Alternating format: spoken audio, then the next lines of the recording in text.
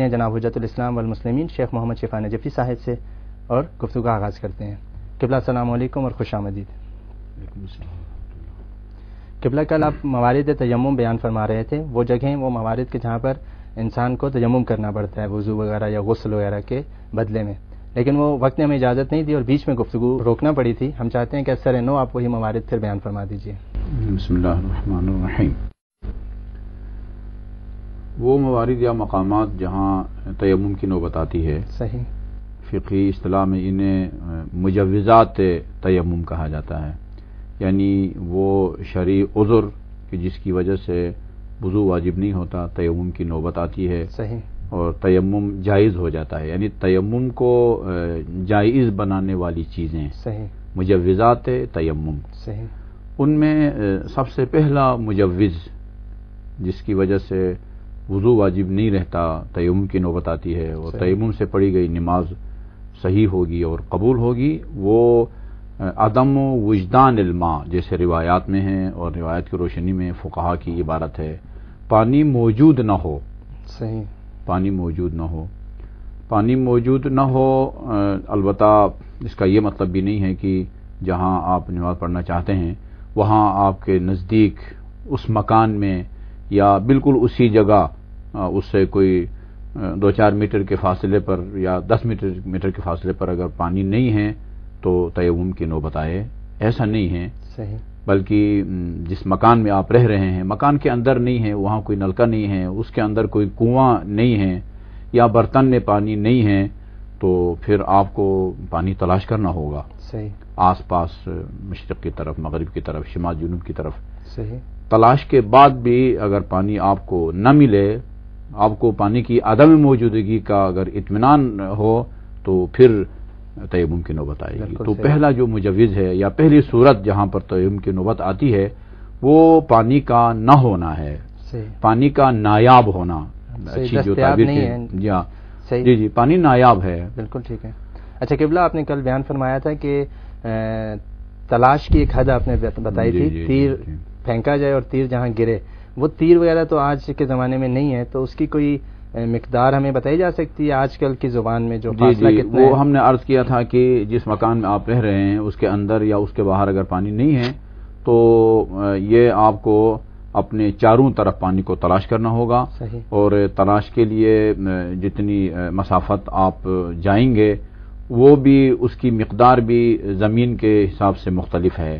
زمین اگر ہموار ہے تو اس میں ہم نے عرض کیا تھا 2 تیر کے برابر ہے، اور نہ ہموار ہے، کوئی پہاڑی علاقہ ہے، پتھریلا علاقہ ہے، وہاں 1 تیر کے برابر ہے۔ اور اچھا اور معقول سوال ہے، آج کل تو تیر اندازی کا رواج ہی ختم ہو گیا ہے، تو کس طرح یہ معلوم کیا جائے کہ کتنی مسافت تک ہم نے پانی کو تلاش کرنا؟ اس کے لیے فقہا نے تقریباً فرمایا ہے کہ 1 تیر جو ہے وہ اس کی رسائی یا اس کی جو رینج ہے وہ 220 میٹر تک، 220 میٹر، یعنی اگر آپ کے پاس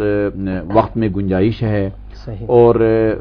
آپ کو امکان نظر آتا ہے چاروں طرف پانی کے ملنے کا، تو آپ جہاں کھڑے ہیں اس کے مشرق کی طرف بھی اور مغرب کی طرف بھی اور شمال جنوب کی طرف بھی اگر ہموار زمین ہے تو 440 میٹر کے برابر آپ پانی تلاش کریں گے، اور اگر پتھریلا علاقہ ہے تو وہاں 220 میٹر کے برابر چاروں طرف۔ ان چاروں اطراف میں سے مثلا ایک طرف کا آپ کو یقین ہے، یہاں تو یقیناً پانی نہیں ہے، تو پھر اس طرف جائیں گے، جی 3 طرف چوتھی طرف نہیں جائیں گے، چوتھی طرف نہیں جائیں گے۔ جب آپ کو یقین ہے کہ وہاں پانی نہیں ہے،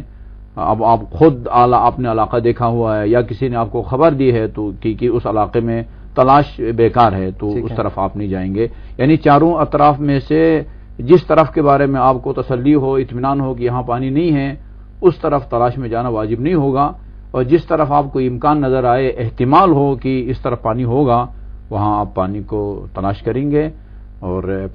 نہ ملنے کی صورت میں پھر یہ کہا جائے گا کہ پانی نایاب ہے اور اب تیمم کی نوبت آئے گی۔ البتہ یہاں میں ایک نکتے کی طرف اشارہ کروں گا، ہمارے محترم ناظرین شاید توقع بھی رکھتے ہوں کہ یہ جو ہم نے عرض کیا ہے کہ چاروں طرف پانی کی تلاش میں جائے، اس کا ہرگز یہ مطلب نہیں ہے کہ آدمی پیدل یا گاڑی میں سوار ہو کے وہاں سے چلے، اور وہ خود وہاں پانی تلاش کرے،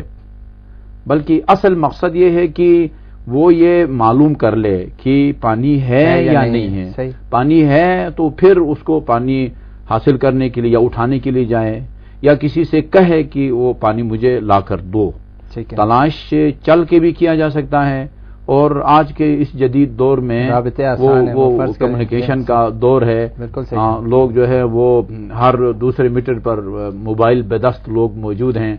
وہ کسی سے موبائل کے ذریعے یا ٹیلی فون کے ذریعے آپ یہ معلوم کر سکتے ہیں کہ بھئی فلاں طرف پانی ہے یا نہیں ہے۔ یعنی اگر ان ذرائع جدید ذرائع سے بھی اگر آپ کو پتہ چل جاتا ہے کہ مثلا چاروں اطراف میں سے کسی ایک طرف یا چاروں طرف پانی نہیں ہے، یا مثلا 3 طرف نہیں ہے، تو پھر آپ کو تسلی ہو جائے گی کہ اس طرف پانی نہیں ہے اور پانی کی نایابی کی جو ہے وہ صورت بن رہی ہے، مجھے تیمم کر لینا چاہیے۔ بالکل ٹھیک ہے۔ دوسری صورت یہ ہے کہ پانی نایاب نہیں ہے، پانی مل سکتا ہے مگر پانی تک رسائی نہیں ہے۔ رسائی نہ ہونے کی پھر کئی صورتیں ہیں، یا پانی تک رسائی اس لیے نہیں ہے کہ پانی فروخت ہوتا ہے اور بہت مہنگے دام فروخت ہوتا ہے، میرے پاس اتنے پیسے نہیں ہیں، اتنے پیسے نہیں ہیں، ٹھیک ہے، یا یہ ہے کہ پانی ہے بہت دور ہے، اگر آپ کو یقین بھی ہو کہ جہاں آپ کھڑے ہیں اس سے مثلا یہ جو بتایا گیا 220 یا 400 میٹر سے کئی گنا دور، بہت دور ہے، 5-6 کلومیٹر کے فاصلے پر پانی مل سکتا ہے، اتنے دور جانے کی ضرورت نہیں ہے، بلکہ تیمم کی وہ نوبت آئے گی یا وہاں تک رسائی نہیں ہے۔ اور دوسری صورت یہ ہے کہ پانی کا استعمال آپ کے لیے نقصان دہ ہے، نقصان دہ ہے، اور نقصان دہ ہونے کی جو صورتیں بیان کی گئی ہے وہ یہ ہے کہ ایک ابھی آپ صحت مند ہیں، پانی کے استعمال سے مریض ہو سکتے ہیں، یہ ہو سکتے ہیں، امکان جی مریض ہو سکتے ہیں۔ اس میں بھی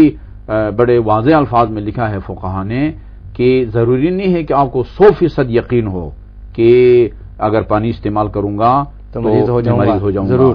اور ظن غالب بھی ضروری نہیں ہے، ٹھیک ہے، ظن غالب بھی ضروری نہیں ہے، یعنی ظن غالب کی مثال کے طور پر ہم کہہ سکتے ہیں 80%، 90% جو ہے یہ احتمال ہے کہ اگر پانی استعمال کروں گا تو بیمار ہو جاؤں گا، یہ بھی ضروری نہیں ہے۔ معقول احتمال آپ اپنے تجربہ یا مزاج کے مطابق یا مطلب ڈاکٹر کے مشورے کے مطابق اگر معقول احتمال دیں، احتمال ہو اس بات کا کہ یہ پانی کے استعمال سے بیمار ہو جائیں گے تو